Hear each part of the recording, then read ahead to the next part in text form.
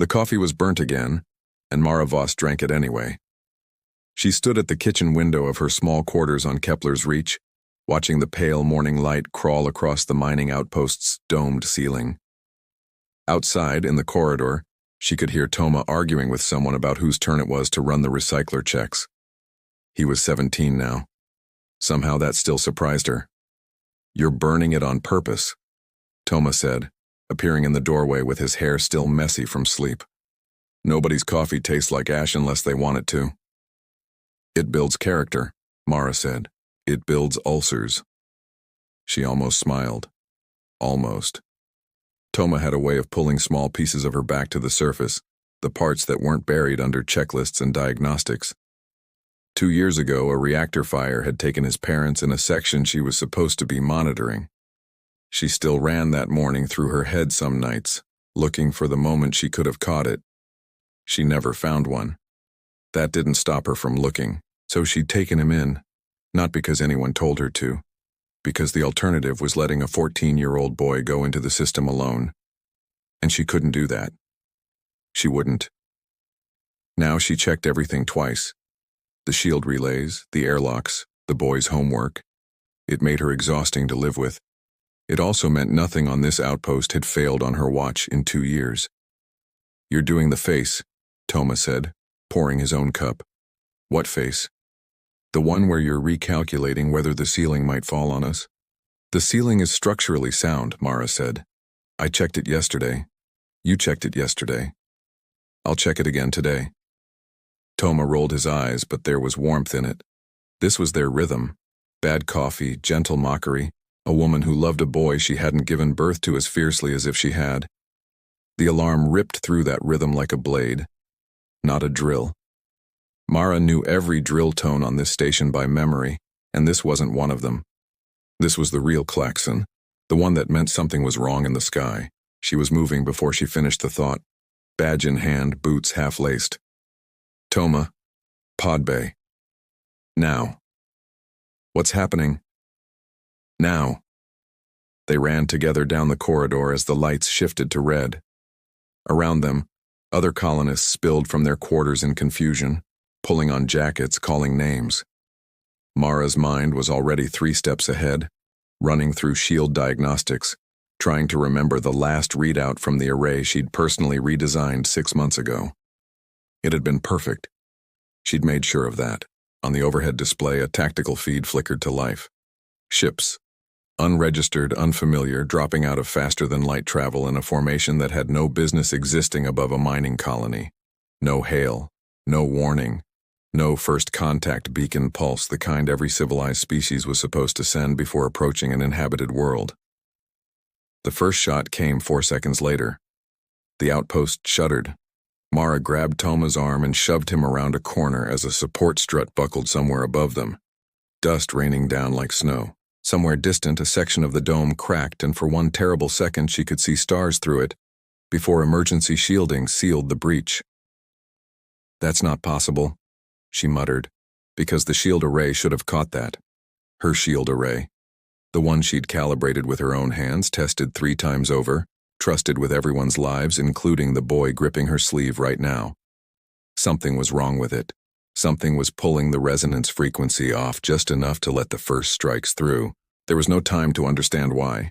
There was only time to run. They reached a junction where a dozen colonists were trapped behind a jammed bulkhead, hammering on the controls, panic climbing in their voices. Mara looked at Toma, looked at the door. Made the choice in half a second, the way she always did, the way that had cost her sleep for 2 years running. "Go," she told him. "Pod bay, section 4, I'll catch up." "Mara, go." He went. She turned to the bulkhead and threw herself into the manual override, fingers flying over a panel slick with condensation and fear sweat. Not hers.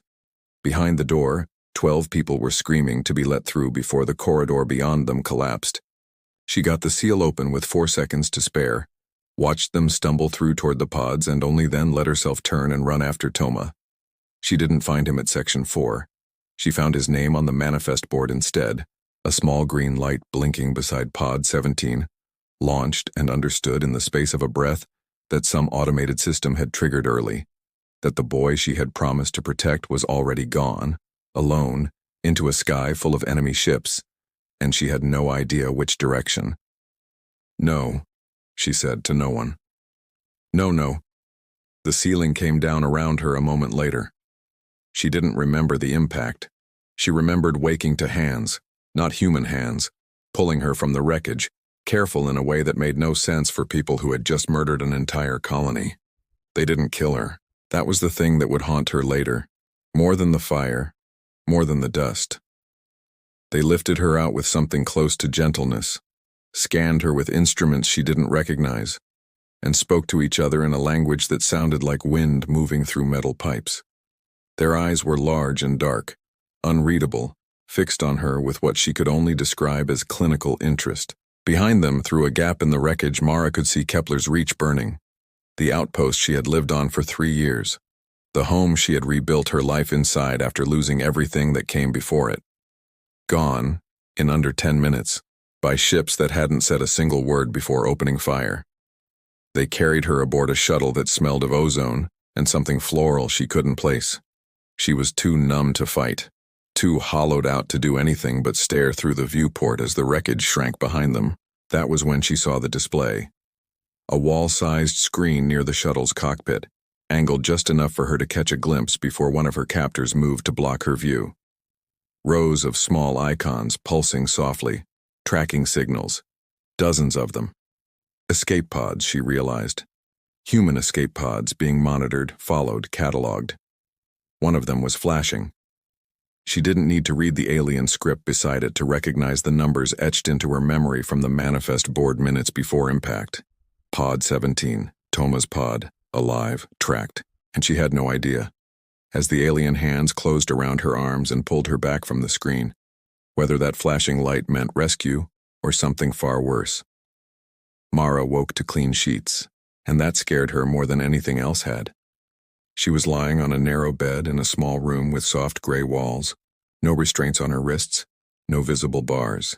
A cup of something warm sat on a table beside her, untouched. Her body ached from the collapse, but someone had treated her. Bandages on her forearm, a cool patch over a bruise on her ribs, precise and careful work. People who wanted her dead didn't bandage her ribs. She sat up slowly, testing the door. It slid open at her touch, which told her everything she needed to know about how confident her captors were that she had nowhere to go. Beyond it stretched a corridor of dim blue light, alien architecture curved in ways human engineers never bothered with. Form apparently mattering as much as function to whoever built this ship. A figure was waiting outside her door. Tall, gray-skinned, with the same large dark eyes she remembered from the wreckage. It wore a uniform of muted green, unmarked by any rank insignia she recognized, and it watched her with an expression she couldn't read, not hostile, not friendly, careful. "You are awake," it said, in accented but clear Terran standard. "That is good. I did not think the sedative would wear off so quickly. Humans metabolize faster than expected." "Where's the boy?" Mara said. Her voice came out as gravel. "The one from my outpost. Toma. Where is he?"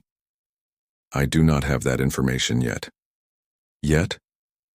The alien tilted its head, a gesture that might have been the equivalent of a shrug. "My name is Kale Thier. I am assigned to your processing. I would prefer this go smoothly. That requires you to be calm, and it requires me to be honest with you, which I am currently choosing to be, against the preference of my superiors." Mara studied him. There was something tired in the way he held himself, something that didn't match the image of a conquering soldier fresh off a massacre. "You attacked an unarmed mining colony. You don't get honesty from me." "I did not attack anyone," Kyle Thier said, and for the first time something sharp entered his voice. "I flew a transport. I did not fire on your outpost. I have never fired on anything in my life. I process survivors. That is my function." He paused. "There are not supposed to be many survivors to process. You are one of very few." "Why?" Mara said. "Why us? We were miners, engineers. We had no weapons beyond a security detail's sidearms. Why send warships? Kelthir was quiet for a long moment, and in that silence Mara understood he was deciding how much to tell her. Your outpost detected something, he finally said.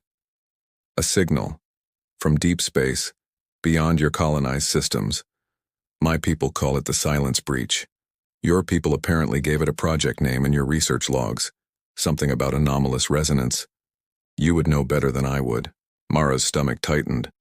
She had heard whispers of a research team on the far side of Kepler's reach, scientists who kept to themselves in a sealed section she'd never been cleared to enter. She'd assumed it was mineral survey work. She had never asked further. There had never seemed to be a reason to. I fix shields, she said quietly. I don't know anything about a signal. That may be true, Kelthir said. It does not change what happened. My people have feared that signal for longer than your species has existed. When it was detected near your outpost, the decision was made, quickly and I believe wrongly, to remove the possibility that you had found it on purpose. He looked at her, and something almost like guilt crossed his features. It was not war, it was panic wearing the shape of war. I do not expect that to comfort you. It didn't, but it gave her something to hold on to, a shape, a reason, a thread she could pull. I need to find Toma, she said. I saw his pod on your tracking display before you dragged me off. It was flagged. Why? Kelthir hesitated, glancing down the corridor as if checking for anyone listening. I should not show you this, he said, and led her toward a small console recessed into the wall. His fingers moved over unfamiliar symbols, and a star map bloomed to life, dotted with small markers. He tapped one, and it expanded into a data readout Mara couldn't read, but she recognized the pod number stamped along the side in Terran characters. Your boy's escape pod drifted for 6 hours before it was recovered, Kelthir said. Not by us. By a salvage faction operating near the quarantine boundary. Opportunists. They call themselves the Drift Remnant. They take what value they can find in contested space and sell it to whoever pays. Mara's hands curled into fists. Sell it? You mean sell him? I mean, I do not know their intentions, Kelthir said. I know only that he is alive, and that he is no longer anywhere my people can easily reach, which may currently be the safest place for him to be. He met her eyes. I am telling you this because I lost someone once in a cleansing mission much like the one done to your outpost, years before you were born. I could not save them. I did not act when I should have. I do not intend to make that mistake twice. For a long moment, Mara said nothing. Trusting an alien who had participated, however passively, in the destruction of her home felt like madness. But madness was relative when the alternative was doing nothing while Toma disappeared into hostile space. I need off this ship, she said. I need a way to reach him. That is treason for both of us, Kelthir said simply. But yes, I have already begun considering how. Before he could say more, a chime sounded down the corridor, sharp, urgent, followed by the sound of hurried footsteps. Kelthir's expression shifted instantly, calm replaced by something tighter, more careful. He closed the console with a swipe of his hand. Command deck, he said quietly. They would not sound that alert unless something significant happened. They moved together toward a viewing bay at the end of the corridor, where a handful of crew members had gathered around a wide window, their attention fixed on the black beyond the ship's hull. Mara pushed through to see what had drawn them. Far in the distance, lit by the cold light of a dying star, 3 shapes were closing in fast. Sleek, angular, unmistakably human in design. Terran colonial fleet cruisers, running weapons hot, moving on an intercept course. Someone back home had heard the distress beacon. Someone was coming. Kelthir's grip tightened on her arm, not in restraint but in warning. This is not good, he murmured. If they attempt to engage us here, this vessel will not hesitate to fire back. And you, Sergeant Voss, are currently standing in the middle of it. On the console behind them, unnoticed by either, a secondary alert had begun blinking. A flag on the Drift Remnant's registered coordinates, the same ones Kelthir had shown her moments before. The quarantine zone holding Toma's pod had just gone dark. The quarantine zone had gone dark, and nobody on the command deck could explain why. Mara watched the scramble unfold from the edge of the viewing bay, Kyle Thier's hand still firm on her arm, officers barking in their windswept language while the human fleet closed the distance outside. She understood almost none of the words. She understood the tone perfectly. Something had gone wrong, and it had gone wrong in exactly the place she needed to reach. "We need to move," Kyle Thier said under his breath. "Now, while their attention is elsewhere." He pulled her away from the viewing bay and down a side corridor she hadn't noticed before, narrow and dim, clearly meant for crew rather than guests. His clearance badge opened doors that should have been locked to a processing survivor, and Mara realized he'd been planning this longer than he'd let on. "You already had a route," she said. "I had a hope," Kelthier corrected. "Hope is not a route, it simply looks similar under pressure." They reached a cramped comms alcove, and Kelthier worked quickly, patching into a channel Mara couldn't identify. Static resolved into a broken transmission, half-garbled, but unmistakably human beneath the noise. A voice reading coordinates, a designation number, and a phrase that made Mara's chest seize. "Survivor manifest confirmed. Kepler's Reach, multiple juveniles aboard." "That's them," she said. "That's Toma."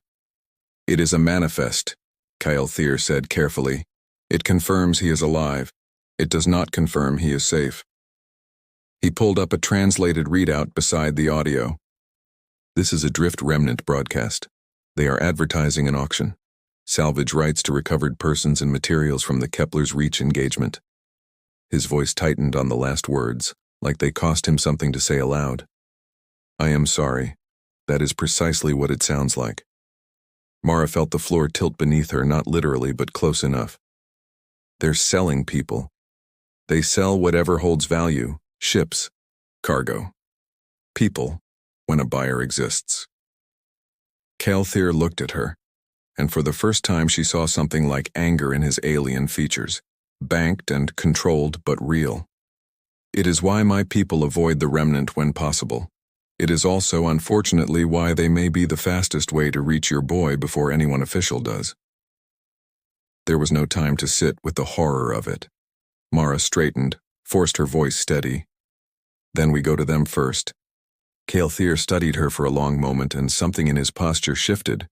Not quite decision, but close to it. "There is a supply shuttle in Bay 6. Small, unarmed, easily overlooked in the chaos of a fleet engagement." He paused. "If I help you take it, I am finished with my own people, you understand that?" "I understand you keep saying that like it's supposed to change my answer," Mara said. "It doesn't. I need him back." Something almost like respect passed across Kelthier's face. "Then we go."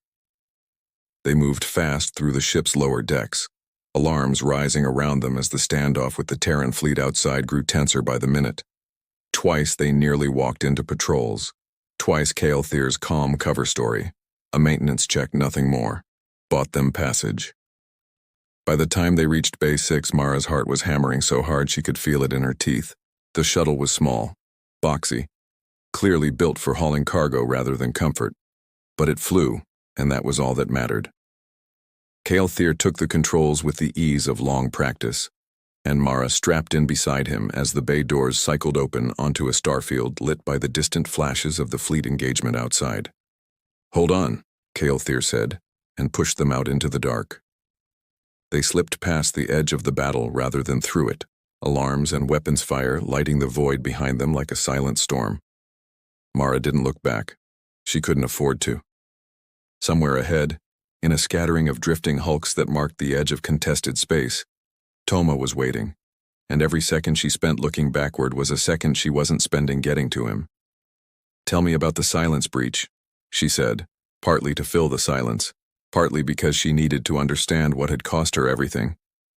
"You said your people have feared it longer than my species has existed." "Feared what, exactly?" Kelthier was quiet for a while, hands steady on the controls. "There is a structure," he said finally.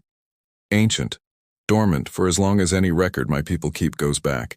It sits in space my people mark as forbidden, monitored but never approached. When your outpost's research team detected a resonance signal near it, matching frequencies buried in old records my people would rather forget. The assumption made was simple and terrible, that your people had found it deliberately and meant to wake it. Wake what? I do not fully know, Kelthir admitted. That is the honest answer, and I understand it is not a satisfying one. What I know is fear, passed down through generations, of something my people believe nearly destroyed us once, long before we ever reached the stars. The reaction to your outpost was not calculated policy. It was reflex, old trauma, given weapons. Mara turned that over in her mind, the shape of it settling into something almost like sense, not malice, not conquest, a frightened species lashing out at a shadow it didn't understand, and her home paying the price for it. It didn't make the grief smaller, but it gave her something to aim her anger at. That wasn't simply the void. The remnant station appeared ahead an hour later, a sprawling tangle of salvaged hulls welded together into something that looked more like a scrapyard than a settlement, running lights blinking erratically across its surface. Kelthir guided the shuttle into a docking approach, transmitting a false registry code that, to Mara's relief, the station accepted without question. Stay close to me, Kelthir murmured as the airlock cycled open. The remnant respect strength and profit, fear less so. Show neither weakness nor wealth, and we may pass unnoticed long enough to find him. They stepped into a corridor crowded with beings of a dozen species, haggling voices layered over the constant hum of machinery. Mara scanned every face, every huddled group of prisoners chained near makeshift stalls, searching for one particular face among strangers. It was a broker who found her first. A squat, many-eyed creature draped in salvaged human fabric, looked up from a datapad as she passed, its gaze sharpening with sudden interest. It said something in its own clicking language, then, catching her confusion, switched smoothly to Terran Standard. Voss, it said, reading from the pad, and smiling in a way that showed too many teeth. Mara Voss. Kepler's Reach Engineering Registry. You built their shield grid, didn't you? It set the pad down, and its smile widened further, delighted. You're not a hostage, sweet thing, you're an asset. And do you have any idea what the going rate is for the one who caused all this? Caused this, Mara repeated. What are you talking about? The broker studied her like she was a puzzle he was delighted to have solved. You really don't know. It gestured for her to lean closer, as though sharing a secret worth savoring. Your shield array, the one you redesigned 6 months back, all that pride you engineers take in your clever little frequency work. It didn't just fail when the ships came, it reacted, sang out, right along the same resonance band as something very old, very dangerous, and very much asleep near your little mining rock. It tapped the pad. You didn't just fail to stop the attack, sweet thing.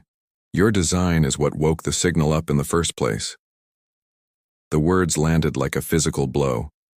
Mara had spent every hour since the attack believing her shield had failed her, a technical flaw, a calculation error, something she should have caught.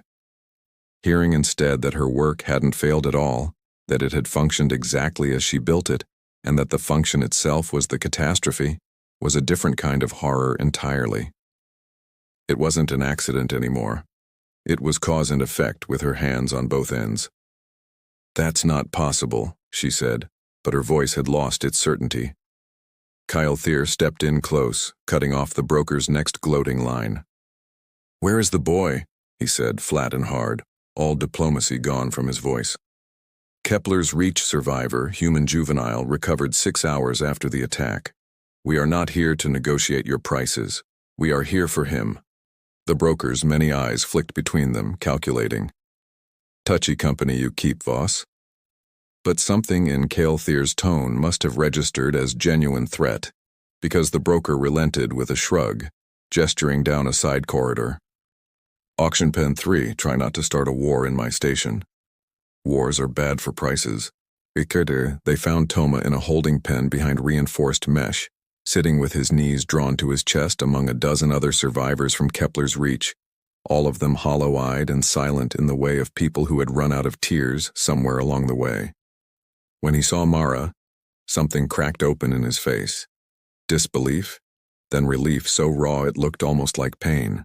"You're alive," he said, voice breaking as she pulled him through the mesh gap Kael'thir cut open with a borrowed cutting tool. "I thought, the pod launched without you, I thought." "I know," Mara said, holding him tight enough to feel his heartbeat. "I know. I'm here. I'm not letting go again." There was no time to say more. Alarms began sounding through the station, and Kael'thir's head snapped toward the corridor with sudden alarm. "That is not station security," he said. "That signature belongs to a Terran vessel." He was right. Moments later, a squad of human soldiers in colonial fleet armor swept into the auction hall, weapons raised, clearing the space with brisk efficiency. At their head walked a woman Mara recognized instantly, despite the years since she'd last seen her. Captain Elena Reyes, her former commanding officer, hard-eyed and unyielding as ever. "Voss," Reyes said, lowering her weapon just enough to register surprise. "Command flagged your shuttle's transponder an hour ago. Didn't think I'd actually find you in a slaver's pen." Her gaze shifted to Kael'thir, and her weapon came back up in an instant. "Get away from her." "Captain, wait." Mara stepped between them, hands raised. "He's not the enemy. He got me here. He's the reason I found Toma at all." "He's Vantik," Reyes said, as though that settled the matter entirely. "Vantik ships wiped your outpost off the map 3 days ago. I don't care how good his manners are." "He wasn't part of that," Mara said. "He's been risking his life to help me since I woke up on their ship. If you shoot him, you're shooting the only reason any of us are standing here." The standoff held for a long, taut moment, Reyes's finger resting on the trigger, Kael'thir standing perfectly still, hands visible, offering no resistance and no fear either. Finally, with obvious reluctance, Reyes lowered her weapon. "This isn't over," she said to him, "but I'll hear you out. Later. Somewhere that isn't a station about to fall apart around us." As if summoned by the words, the station lurched violently, alarms shifting to a new, more urgent tone. A voice crackled over the station's comms in 3 different languages, panic evident even through translation distortion. "Fleet contact," Reyes's second called from a datapad. "Vantik warships, inbound, mass formation. They're not hailing. They're not slowing down." Kael'thir's expression went pale in a way Mara hadn't seen from him before. "They are not here for the remnant," he said quietly. "They are here to erase this station, all of it. Every trace of what was recovered from Kepler's reach, including anyone who might have learned what your outpost detected." His eyes found Mara's, "Including you. Including him." Mara pulled Toma closer instinctively, the auction hall around them dissolving into chaos as survivors and traitors alike scrambled for the exits. Reyes was already barking orders, her squad forming up to escort the freed prisoners toward the docked cruiser. "We move now," Reyes said. "Everyone. This station's got minutes, not hours." They ran, the corridors around them shuddering with the first distant impacts of the incoming fleet, alarms and screaming blending into one continuous roar. Mara kept one hand locked around Toma's wrist the entire way, refusing to lose him again, refusing to let the universe take him from her a second time. They reached the cruiser's boarding ramp, just as the first true strike hit the station, sending a shockwave through the deck that knocked half the fleeing crowd off their feet. Mara pulled Toma up, shoved him toward the ramp, turned to make sure Kael'thir was following, and froze. Every screen in the boarding bay, every display panel still functioning through the chaos, flickered simultaneously to the same image. A vast, ancient structure, dark and dormant no longer, its surface blooming with light for the first time in longer than any recorded history could measure. Beneath the image, translated into a dozen scrolling languages at once, 3 words appeared broadcast to every ship, every station, every species within range of the signal. "They have returned." 3 words, repeated across a dozen languages, and every person in the boarding bay froze like the message had reached into their chest, and stopped their hearts. Move. Reyes's voice cut through the paralysis and the crowd surged again, funneling up the ramp into the cruiser as the station groaned under another impact. Mara kept Toma pressed close against her side, Kyle Thier just behind them, his eyes still fixed on the flickering screens as they passed. "What does it mean?" Mara said, once they were inside, once the ramp had sealed behind them, and the ship's engines were spooling up beneath their feet. Kyle Thier, what does that message mean? He didn't answer immediately. He looked shaken in a way she hadn't seen from him before, not even in the worst of the chaos on the Vantic ship.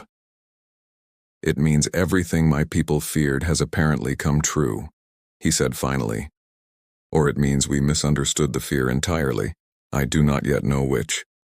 The cruiser broke free of the station's docking clamps and surged into open space, joining a loose formation of Terran ships scattered around the wreckage. Through the viewport, Mara could see the true scale of what was happening. A full Vantic warfleet. Dozens of vessels strong, bearing down not on the remnant's crumbling station but past it, toward something further out in the dark that Mara's eyes could barely make sense of. It was enormous. A structure, ancient beyond anything Mara's mind had a frame for. Its surface now lit with slow, pulsing light in patterns that looked almost like breathing. It made her chest ache to look at it, the way certain silences make more noise than sound ever could. "That is the silence breach," Kelthier said quietly, "or what it protects. I have never seen it active. No one alive among my people has." Reyes joined them at the viewport, arms crossed, jaw tight. "Commands demanding answers I don't have," she said, "so somebody better start giving me some before that fleet decides we're part of the problem." Kelthier hesitated, then seemed to reach some internal decision, the same kind Mara had watched him make back on his own ship, choosing honesty over the safety of silence. "There is a story my people tell," he said. "Old enough that most consider it myth rather than history. Long before we reached the stars, before we were even one people, something devastated us. A plague of the mind, we call it, a weapons-born madness that turned entire populations against themselves. We did not survive it through strength. We survived because another species built that structure, sealed the source of the madness inside it, and then vanished, sacrificing everything they had to save a people that was not even their own." "The architects," Mara said slowly, remembering the word from the auction hall broker's murmured warnings. "No," Kelthier said, and something in his voice shifted, quiet and stunned all at once. "That is what I believed until this signal activated. I believed the architects were the threat inside the structure. I am no longer certain that is true." He looked at her. "I think the architects are the ones who built the prison. I think the species we truly feared, the one that vanished afterward, was never the enemy. I think they were the ones who saved us and we forgot, and turned their sacrifice into a myth about monsters because it was easier than remembering what they gave up." Mara felt something cold settle over her, a shape assembling itself out of fragments she hadn't realized she was collecting. "My shield array," she said. "The resonance frequency. You said it matched something old. Where did Terran shield theory even come from originally? I never asked. Nobody asks where the math comes from, you just use it." Reyes's expression shifted, some old memory surfacing. "Salvage," she said slowly. "Deep space wreckage, recovered decades back, before either of us enlisted. Half our early shield theory was reverse-engineered from tech nobody could explain.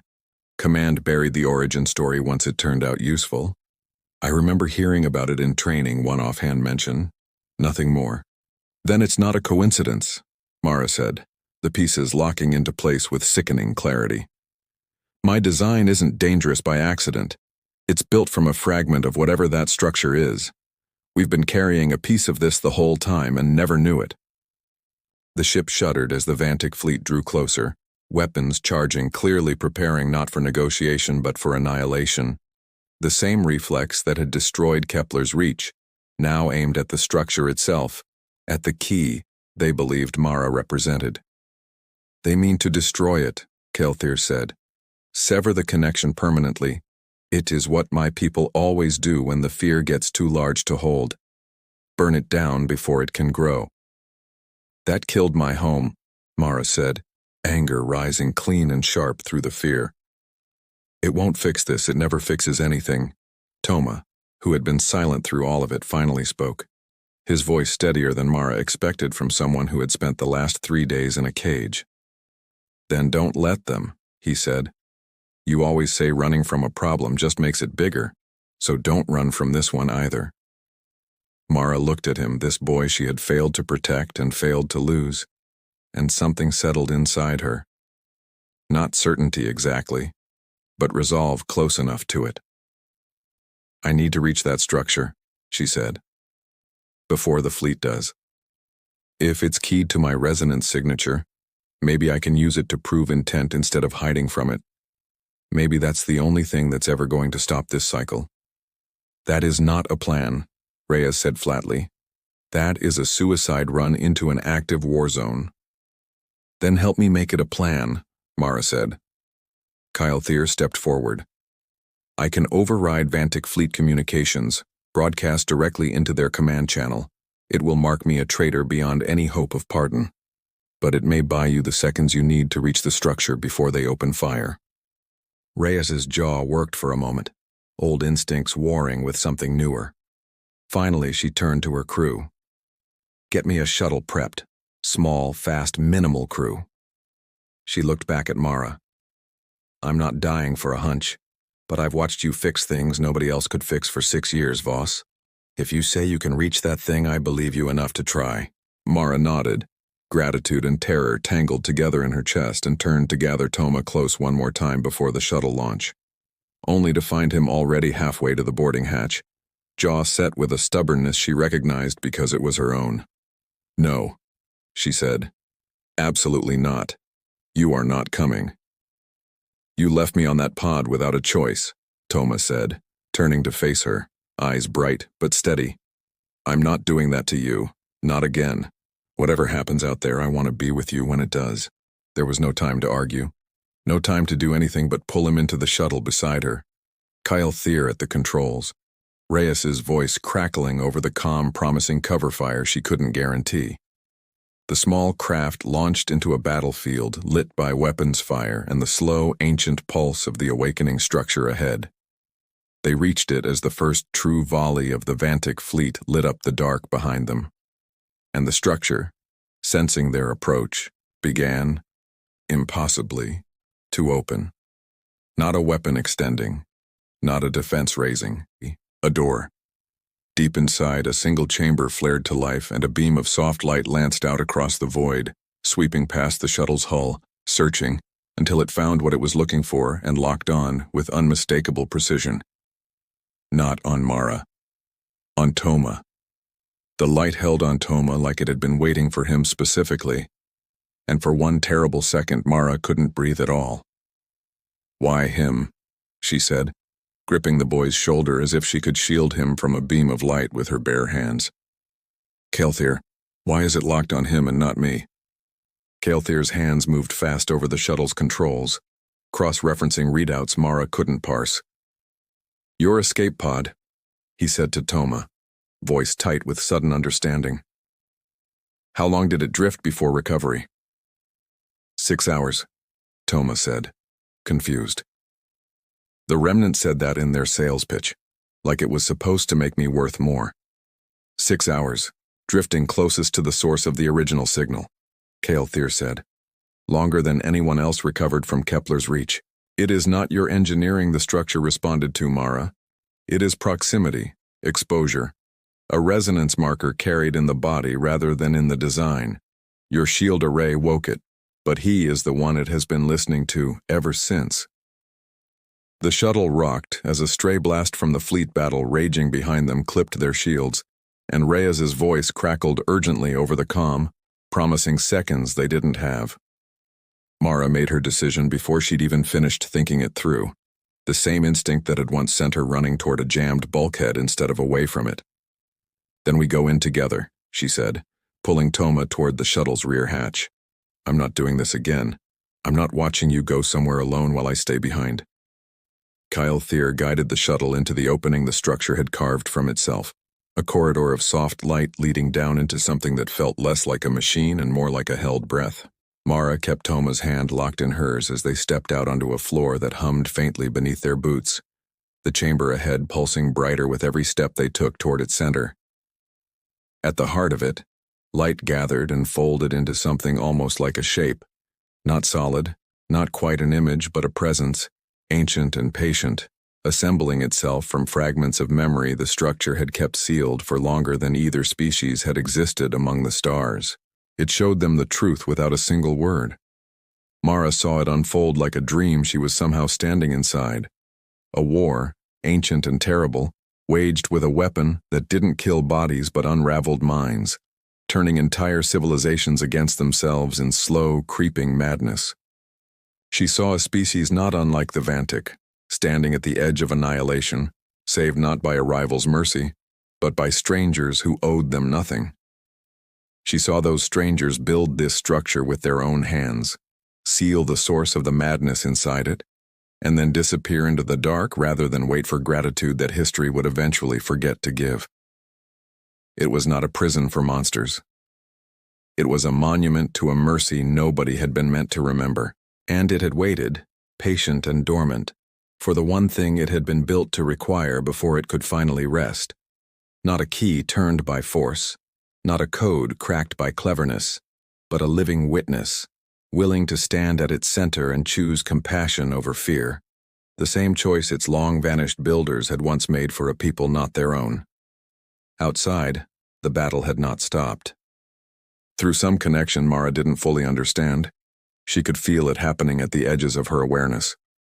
Reyes's small formation of Terran ships, caught between the closing jaws of the Vantic fleet, weapons armed, seconds from a slaughter that would echo Kepler's reach 100 times over.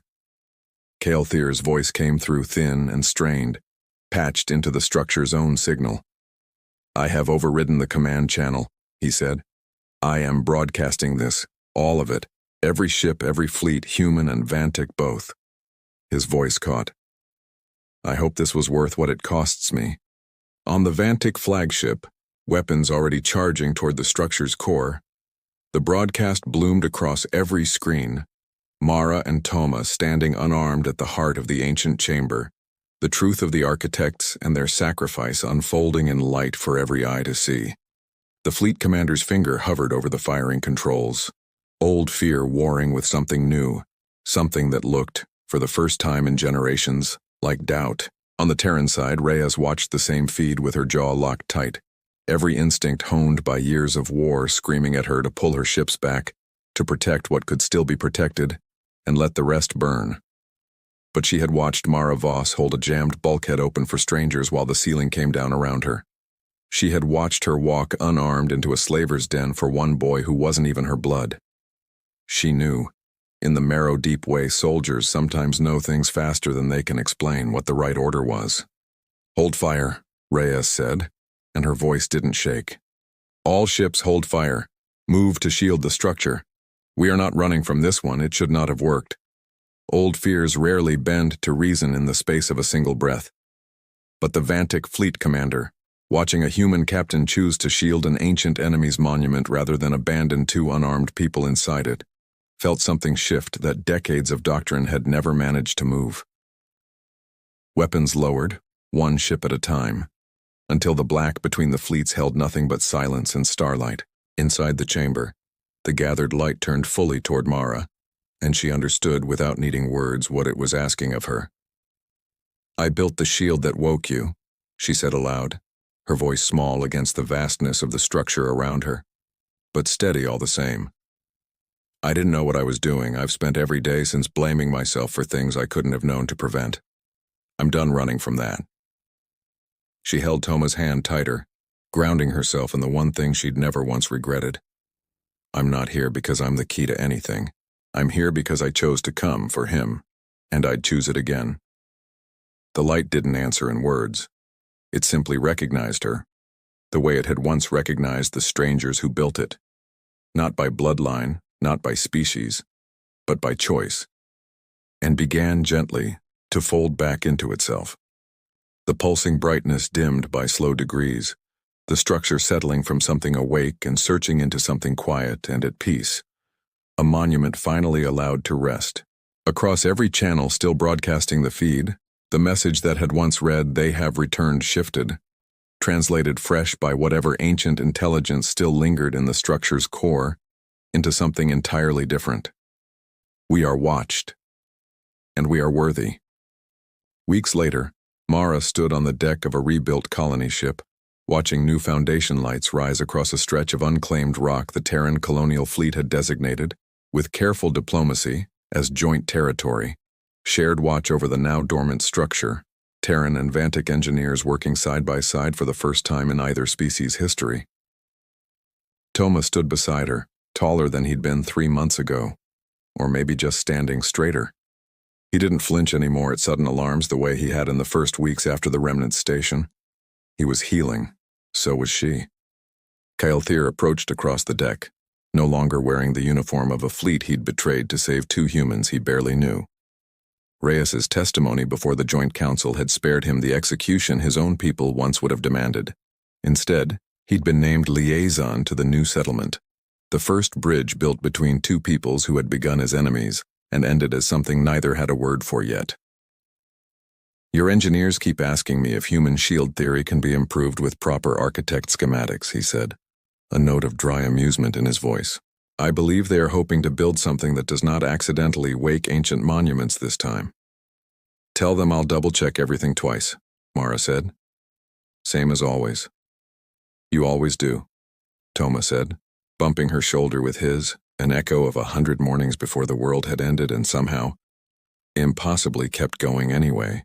Below them, the new colony lights spread further across the dark rock, human and Vantic hands raising them together, while far beyond the settlement's edge, the ancient structure sat silent and still. No longer a warning, no longer a fear passed down through frightened generations, just a monument, finally at rest, to the simple, stubborn truth that had carried Mara Voss through every version of this story from the very beginning. That the strongest thing anyone could do, standing at the edge of the dark, was choose to stay and choose to care, and let that be enough. Terran guns had not lit up the stars in vengeance that day. They had lit them in defense, standing shoulder to shoulder with the very people who had once destroyed everything Mara loved. And in that choice, in that refusal to let fear write the ending, humanity had earned something no weapon ever could. They had earned trust. And this time, nobody was going to burn it down.